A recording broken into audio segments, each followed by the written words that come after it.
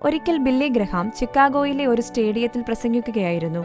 ക്രിസ്തു മാനവരാശിയുടെ പാപത്തിനു വേണ്ടി മരിച്ചതും അവനിലൂടെയുള്ള രക്ഷ കരസ്ഥമാക്കുന്നത് എങ്ങനെയെന്നുമുള്ളതുമായ പ്രസംഗം അനേകരെ ആ രാത്രി രക്ഷയിലേക്ക് നയിച്ചു.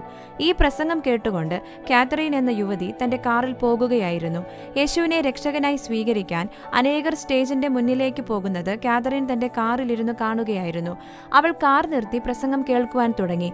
കുറച്ചുനേരം പ്രസംഗം ശ്രദ്ധിച്ചപ്പോൾ യേശുവിനെ തന്റെ രക്ഷകനായി സ്വീകരിപ്പാൻ അവൾ തീരുമാനിച്ചു. പക്ഷേ ഇന്നൊരു സിനിമ കാണാനുള്ള ടിക്കറ്റ് എടുത്തതിനാൽ നാളെയുള്ള മീറ്റിംഗിൽ വന്ന് യേശുവിനെ രക്ഷകനായി ഞാൻ സ്വീകരിക്കുമെന്ന് തന്റെ ഡയറിയിൽ എഴുതി ഒപ്പിട്ട് കാതറീൻ തിയേറ്റർ ലക്ഷ്യമാക്കി യാത്ര തുടർന്നു. എന്നാൽ തിയേറ്ററിന് തൊട്ടു മുന്നിൽ എത്തുന്നതിന് മുൻപ് മറ്റൊരു വാഹനവുമായി കൂട്ടിയിടിച്ച് അവൾ എന്നേക്കുമായി ഈ ലോകത്തോട് വിട പറഞ്ഞു. പ്രിയരെ, നാളെ എന്നുള്ളത് ഇന്നായിരുന്നെങ്കിൽ കാതറീൻ യേശുവിനെ കണ്ടുമുട്ടിയേനെ. രക്ഷ പ്രാപിപ്പാനുള്ള ഒരു അവസരവും നാം പാഴാക്കരുത്. മരണം നിശ്ചയം, എന്നാൽ സമയം നിശ്ചയമല്ല.